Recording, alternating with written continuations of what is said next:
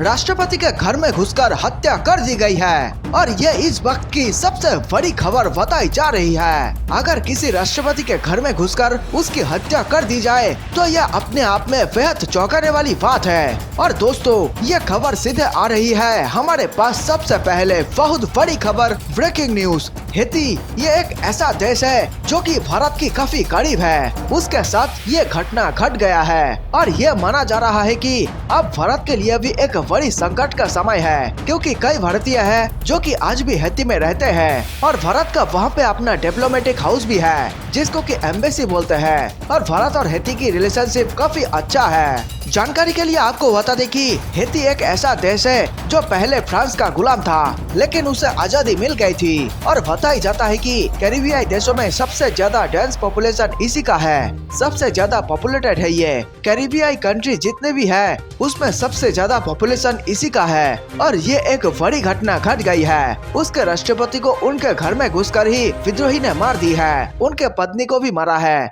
जी हाँ दोस्तों, ये बेहद चौंकाने वाली बात है। उनकी पत्नी को भी गोली मार दिया गया है और वो अस्पताल में संघर्ष कर रही है, किसी भी वक्त वो अपना दम तोड़ सकती है। जानकारी के लिए आपको बता दें कि भारत ने कई मौके पर हैती की मदद की है। कई बार वहाँ पे विद्रोहियों को रोकने के लिए भारत ने अपने फोर्सेस को भेजे है, बीएसएफ को भेजे है। कई बार असम राइफल्स के जवान भी गए हैं और भारत हमेशा से ही ये कोशिश करता आया है कि हैती के अंदर शांति स्थापना हो। लेकिन ये जो खबर आई है यह बेहद चौंकाने वाली है। यहाँ तक कि शशि थरूर जी भी कई बार गए हुए हैं। जब वो साइंस एंड टेक्नोलॉजी मिनिस्टर थे, उन्होंने जा करके 2010 में वहाँ पे काफी मदद की थी। उन्होंने $5 मिलियन का अनाउंसमेंट किया था और एक तरीके से उस वक्त ये बड़ी रकम बताई जा रही थी और ट्रेड भी काफी अच्छी है हमारे उनके साथ। मिलियंस डॉलर की ट्रेड होती है हमारी हैती के साथ और इनके बावजूद अगर ऐसी खबर आए तो ये बेहद आश्चर्य करने वाली बात है। दोस्तों, आपको बता दूं कि भारतीय ऑटो मेकर्स कंपनी जो है महिंद्रा की, वो भी हैती के अंदर ऑपरेट करती है, उनकी भी डीलरशिप है। तो ये जो है सो की एक बहुत बड़ा शॉकिंग करने वाला खबर है, जो कि पूरी दुनिया आज सदमे में डूब चुकी है कि हैती जैसा देश के अंदर अगर इस तरह का अटैक होना।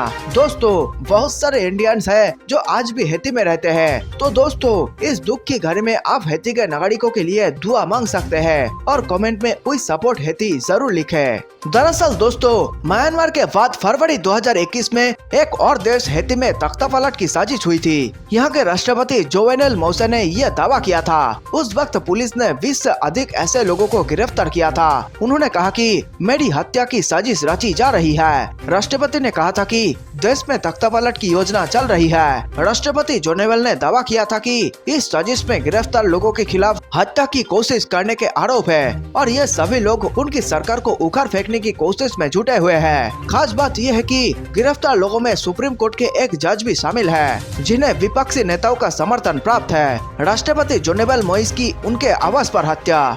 बता दें कि कैरिबियाई राष्ट्र हैती के राष्ट्रपति जोवेनेल मोइसे की उनके आवास पर हत्या कर दी गई है। हैती की प्रथम महिला पर भी हमला किया गया है, लेकिन वे सुरक्षित है। राष्ट्रपति जोवेनेल ने फरवरी 2021 में यह आशंका जाहिर की थी कि हैती में सैन्य तख्तापलट की साजिश रची जा रही है। उन्होंने कहा था कि म्यांमार के बाद एक और देश में तख्तापलट की साजिश हो रही है। पुलिस प्रमुख पर राष्ट्रपति को गिरफ्तार करने की साजिश का आरोप। उस वक्त जस्टिस मिनिस्टर रॉकफेलर विंसेंट ने पुलिस मुखिया पर आरोप लगाया था कि वे राष्ट्रपति को गिरफ्तार करने की कथित साजिश को लेकर नेशनल पैलेस के उच्च रैंकिंग वाले सुरक्षा अधिकारियों के संपर्क में है। वही हैती के शीर्ष विपक्षी नेताओं में से एक आंद्रे मिशेल ने राष्ट्रपति जोवेनेल को गिरफ्तार करने की मांग की और डायरेजिल की गिरफ्तारी को अवैध करार दिया। जोवेनेल ने कहा था, मैं तानाशाह बनने के रास्ते पर नहीं हूँ। उस वक्त राष्ट्रपति जोवेनेल ने देश के समक्ष कहा था कि मैं तानाशाह बनने के रास्ते पर नहीं हूँ। उन्होंने कहा कि ना ही मैं एक तानाशाह हूँ। तानाशाह ऐसे लोग हैं जो सत्ता छोड़ते नहीं है और ये नहीं जानते कि उनकी विदाई कब हो रही है। उन्होंने आगे कहा कि मुझे पता है कि मेरा जनादेश 7 फरवरी 2022 को समाप्त होगा। इसके बाद मैं सत्ता छोड़ दूंगा। राष्ट्रपति जोवेनेल को मिला था बाइडेन का समर्थन। राष्ट्रपति जोवेनेल को अमेरिका के नवनिर्वाचित राष्ट्रपति जो बाइडेन का भी समर्थन प्राप्त था। उस वक्त अमेरिकी विदेश विभाग के प्रवक्ता नेट प्राइड ने कहा था कि अमेरिका हैती हेती से स्वतंत्र और निष्पक्ष चुनाव आयोजित करने का आग्रह करता है। जब तक नया राष्ट्रपति निर्वाचित नहीं होता है, तब तक मूसा के हाथ में देश की कमान होनी चाहिए। राष्ट्रपति पर लग चुका है भ्रष्टाचार का आरोप। लंबी राजनीतिक उठक पटक के बाद नवंबर 2016 में यहाँ चुनाव हुए। चुनावी धांधली की आशंका के कारण विपक्ष ने इसका बहिष्कार किया था। इस चुनाव में केवल 21% लोगों ने ही मतदान में हिस्सा लिया था। इस चुनाव में जीतकर फरवरी 2017 में हेती के राष्ट्रपति बने जेनेवल एक साल भी नहीं बीता कि उनका नाम एक भ्रष्टाचार स्कैंडल में आ गया। इसके बाद विपक्ष ने उनके इस्तीफा की मांग उठाई, मगर जेनेवल ने इस्तीफा देने से इनकार कर दिया था। फ्रांस का गुलाम था हेती। जाने कुछ अनछुए पहलू। हेती एक जमाने में फ्रांस का गुलाम था। फ्रांसीसी यहाँ की ब्लैक आबादी से गन्ने के खेतों में गुलामी खड़वाते और मुनाफा कमाते थे। अपनी दुर्दशा से बौखलाए ब्लैक्स ने विद्रोह कर दिया। उन्होंने नेपोलियन की भेजी सेना को हरा दिया। इस विजय के बाद 1804 में हेती एक आजाद मुल्क हो गया। हेती दुनिया का पहला ब्लैक रिपब्लिक है। हालांकि हेती को ये आजादी काफी महंगी पड़ी। फ्रांस ने गुलाम हाथ से निकलने के कारण हुए अपने नुकसान का हर्जाना मांगा। एक गरीब हेती के लिए ये एक बड़ा कर्ज था। आज की रकम के हिसाब से इनकी वैल्यू करीब 1.5 लाख करोड़ रुपए है। इस रकम को इंडिपेंडेंस डेट कहा जाता है, यानी ये आजादी का कर्जा।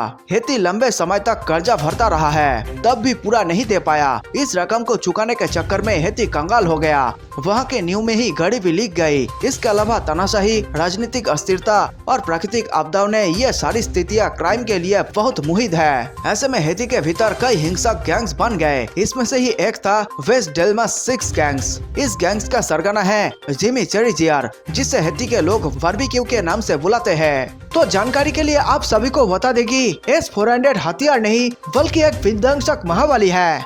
इसके सामने बड़े से बड़ा दुश्मन कांपने लगता है। इसके सामने किसी की भी साजिश नहीं चलती। यह आसमान से घात लगाकर आते हमलावर को पल भर में राख में बदल देता है। इसके सामने दुनिया का सबसे तेज उड़ने वाला खतरनाक फाइटर जेट F-35 भी दुम दमाकर भाग जाता है। ऐसा कई मौके पर देखा भी गया है और रूस भी इन बातों का दावा करता है कि S-400 के सामने F-35 टिक नहीं पाएंगे। तो ऐसे में आप सोचेंगे कि अगर भारत S-400 ले लेता है तो क्या उसे F-35 की जरूरत पड़ेगी? तो दोस्तों, मैं आपको बता दूंगा कि भारत इस वक्त बेहद खतरनाक लड़ाकू विमान खुद बना रहा है। आमका का नाम तो अब सबने सुना ही होगा, लेकिन अगर भारत को किसी वक्त इमरजेंसी बेसिस पर जरूरत पड़ी तो भारत अमेरिका से F-35 जरूर ले सकता है और इसमें कोई दिक्कत की बात नहीं है, क्योंकि आज भारत और अमेरिका दोनों एक दूसरे की मदद के लिए हमेशा खड़े रहते हैं। आइए दोस्तों, वापस हम अपने वीडियो में आगे बढ़ते हैं। इस महाबली हथियार का पूरा नाम S-400 air defence missile system है। इसी साल के अंत में यही missile system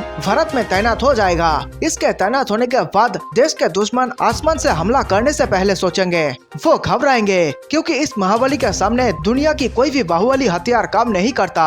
S-400 missile system को दुनिया की सबसे सक्षम मिसाइल प्रणाली माना जाता है। यह अमेरिका के सबसे एडवांस फाइटर जेट F-35 को भी गिराने की काबिलियत रखता है।